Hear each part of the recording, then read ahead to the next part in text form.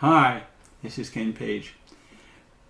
The class I'm going to give today is probably the one that's the most difficult for each one of us to face, and that's helping your family.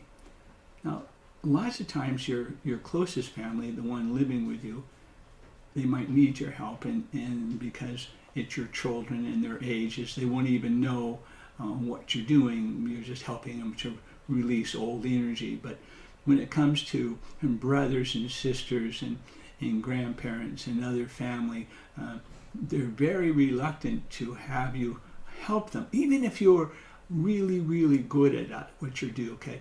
They don't even know that I've been working for 30 years as a minister and working with 64,000 people, one-on-one, not counting the millions of people we've worked with in classes. They don't know any of that, see? They only know and remember who you used to be, you know, somebody that messed around with a car or did things they shouldn't, or had a big mouth or whatever we had. Okay? I'm saying we had, okay, because I definitely had a big mouth at that time. And when you're a teenager, you're sometimes partially crazy, and you have your crazy moments. But that's how they remember you, okay? They don't look at that. So what I'm doing today is I'm going to try to help somebody who needs help right this minute that I know, okay, that's close. Remember, as you get older, your family changes. And lots of times your family changes because of who they marry or what they believe or whatever their religion or ideas are. And if your ideas are anything different than theirs, they don't want you around. They don't want you around your kids because they think you're going to tell them this stuff. They don't want you around. And it's very difficult because you still feel the same way.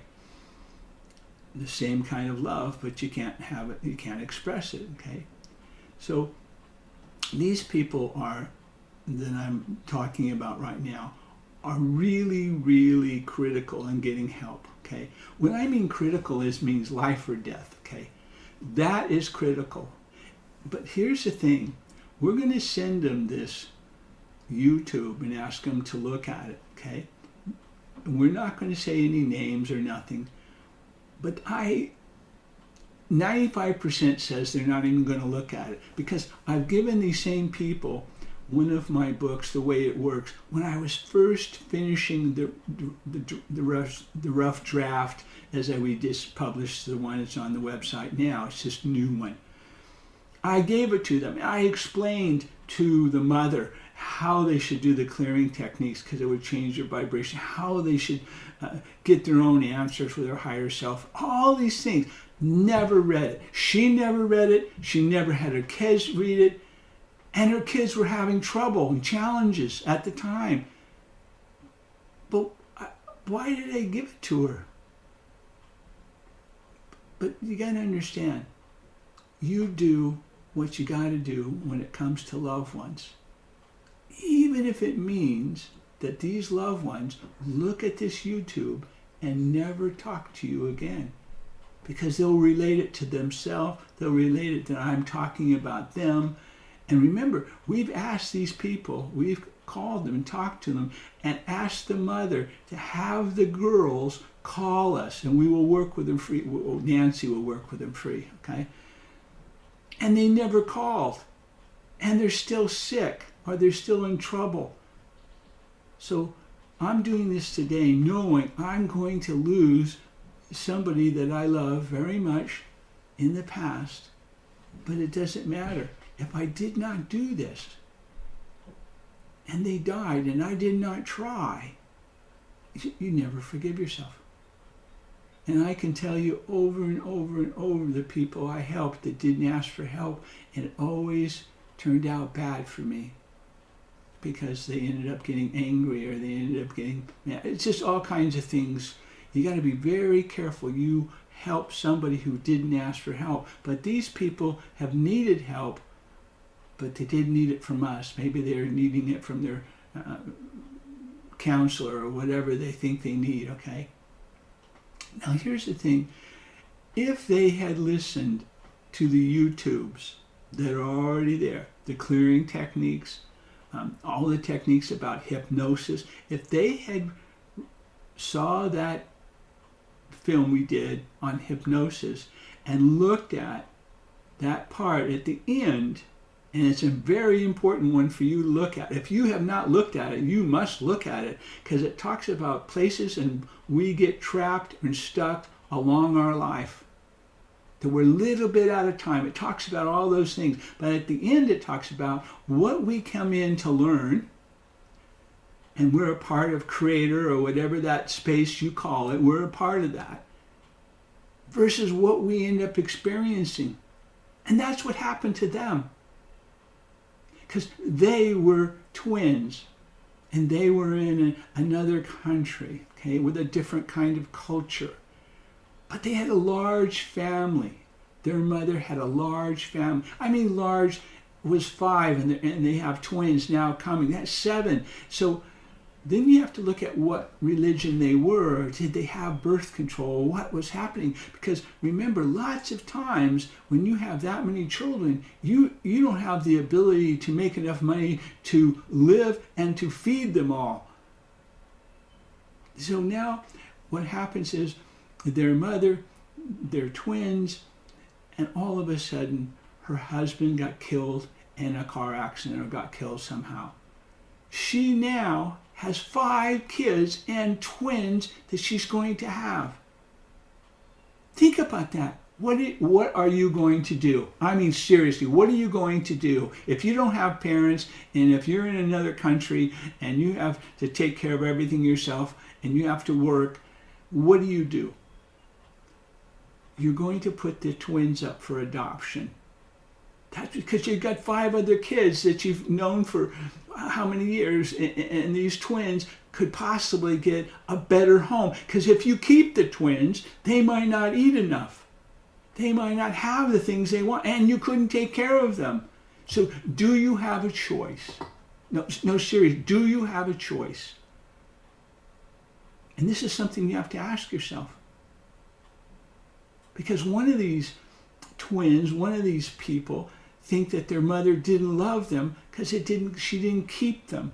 But did she put herself into her mother's place? Exactly how her mother was feeling. Did she do that? But here's the big problem. When she was in the womb, when they were in the womb, they felt every single thing their mother felt. Do you understand that?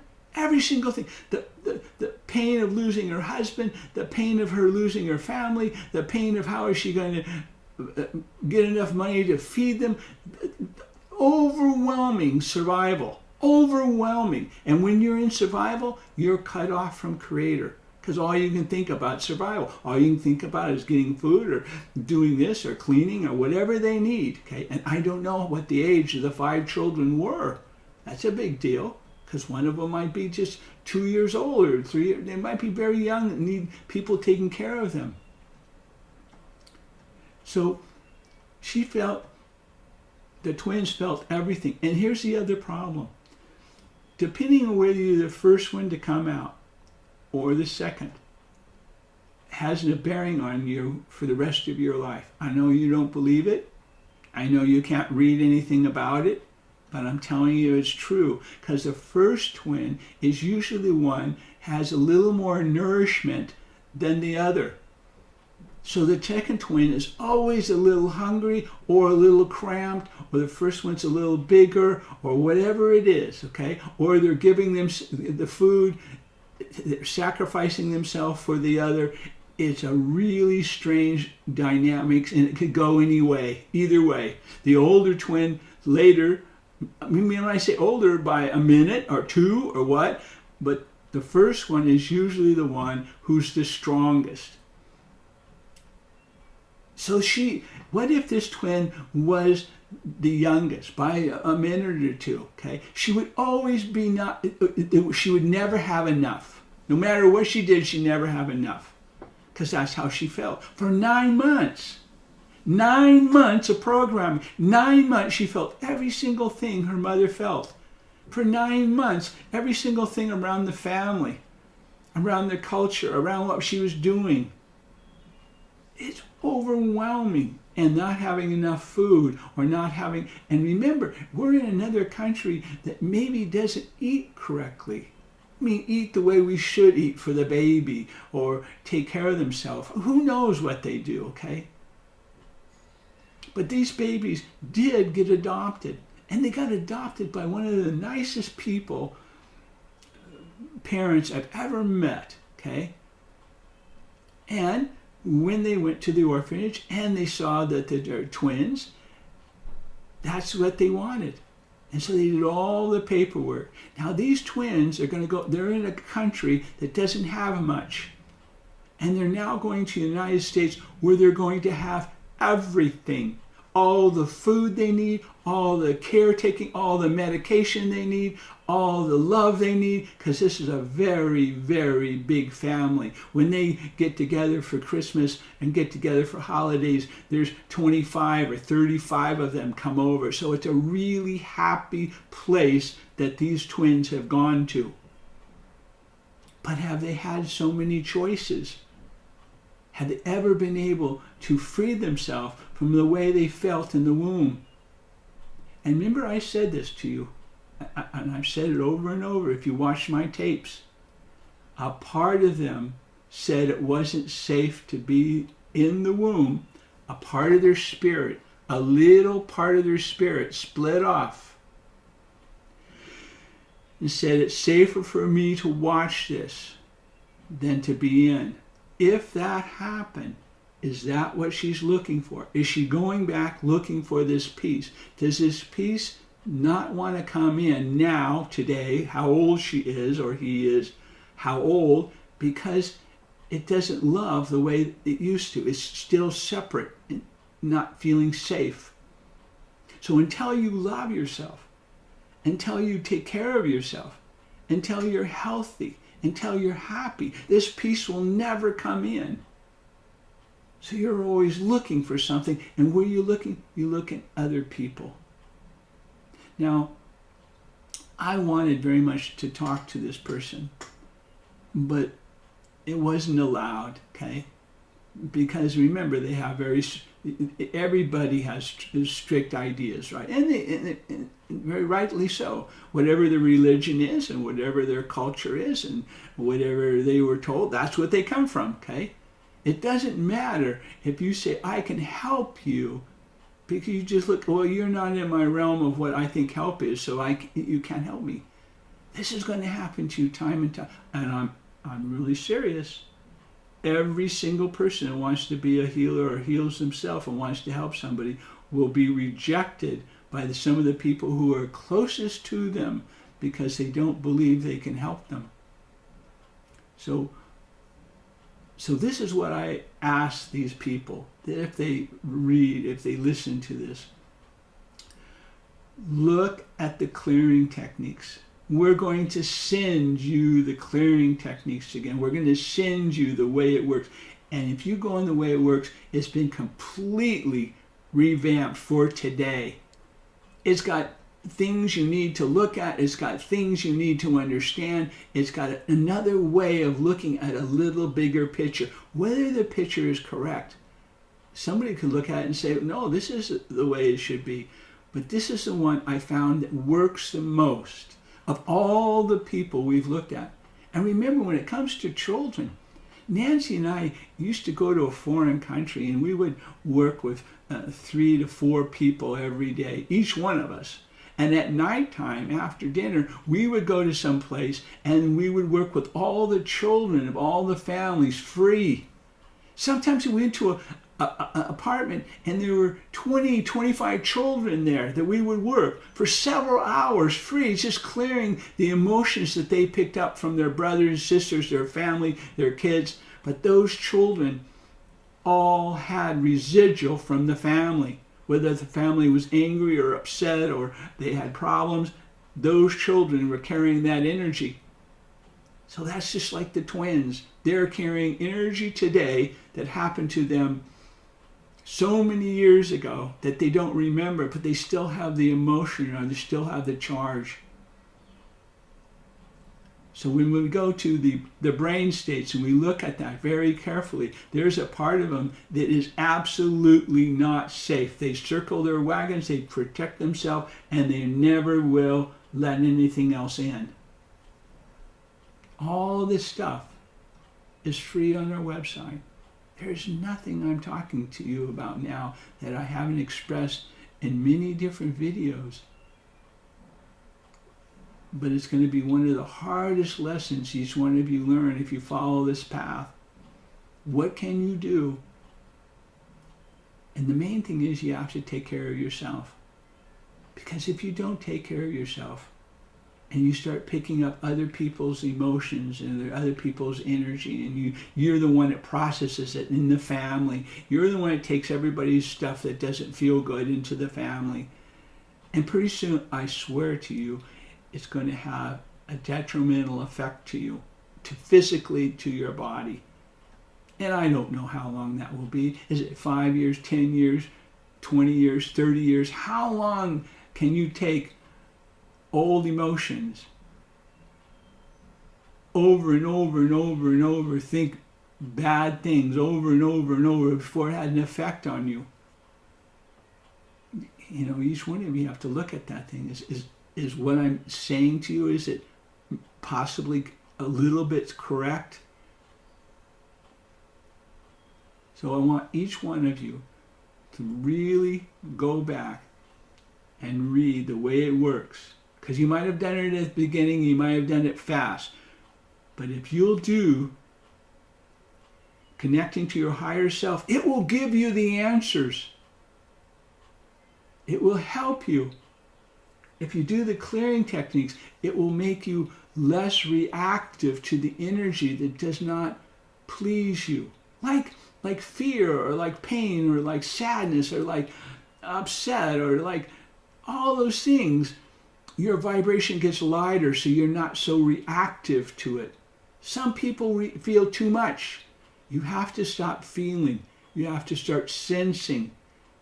That's what's happening to these twins. They're feeling everything. And all those emotions are triggering the emotions from the past. And those emotions from the past are collapsing to today. And they're finding people that mirror that so they can look at it. That's the way we evolve. If you feel we evolve. There's something that 95% of the world would say we don't evolve. But your DNA is an evolution of who you are. So in some ways, it's just how you look at it. Are you your mother and father? Yes. And more. Are you their mother and father? And their mother and father? Now remember, there are 5 things that killed everyone in the past. Everyone, including these twins, their family. And in some countries, war was not very long ago.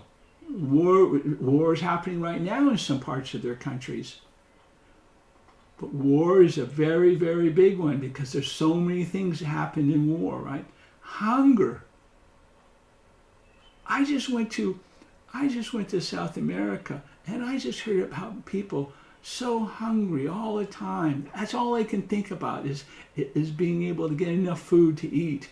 How can you think about anything else if you're hungry? And there's sickness. Look at the diseases that have killed people in the past. The plague and every kind of virus and every kind of flu and every kind of thing. It killed people. And then look at disasters. If you're in the United States, look at the disasters we have had. The hurricanes we have had. Look at the floods we have had. Look at the fires we have had. Look at all the snowstorms and things we have had. But remember, 20 years ago? You had no warning that there was a storm coming in. The other night, we had an alarm go off with the fire department, which a siren goes off in our area telling us there's a hurricane watch. There is a tornado watch. They spotted one that was by us, not close, but in our county, and it went off. We were woke up at 5 o'clock in the morning, and we went downstairs and went into a safe place. But what if that had happened 20 years ago? And what if that storm had hit us? So we're so much better off now, but there's so many different things we have to look at. And remember, the one that really, it's a good thing and it's a bad thing, and that's religions. Because are they as open? Do they allow you to think outside? But it's a family. I understand that. And some of these religions are your life. And it tells you exactly how you are living. That's okay. But there's nothing else. So this is a really big deal for these twins, because they had a certain religion. They had a certain area with a certain amount of food or conditions they were living in. We don't know all the other See, the variables could be like 500 different variables. But this is what's going to be a problem with you. If you're going to help somebody, to really, really understand the best you can by putting yourself into the place that they were. That'll give you the greatest amount of compassion, and do not judge them. Because when you judge anyone, okay, listen to me, when you judge anyone, you judge yourself.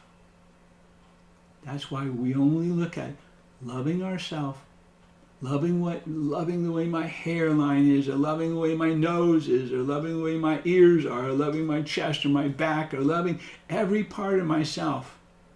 It's not perfect, but it is the way I am. It's perfect for the way I am.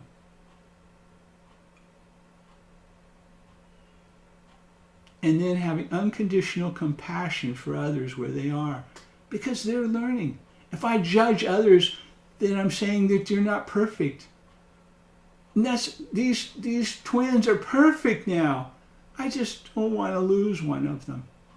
And this is the part that tears you apart. I haven't slept for 5 days, worried about them. And finally, I'm doing something about it. And maybe you can learn something from it. But I'm telling you right now, no one is going to tell you or teach you or share with you what I just shared. They aren't. Because they don't want you to know that there's other sides to all these different ways you can work on things, all this type of energy work. They're not going to tell you those things. In some cases, they don't know them. What I know is by my experiences. That's it. This works, this doesn't work. This works, that's the way I've done it. So if you have any questions or you don't understand, please send us an email. And remember, you can go on the website, and if you just look at the other YouTubes, it talks about every single thing that I just talked about. Little pieces, just of the clearing technique. How to love yourself 7-8 times a day, 24 hours a day. How to love yourself. Wow, big deal. Simple. How to change your vibration by using a color, by being liquid. Easy. How to change the vibration of your name so people aren't projecting on you, you're not picking up in the middle of the night. Easy. How to move to your pineal, where you can have some 360 senses, to where you can sense things more and not have to feel everything.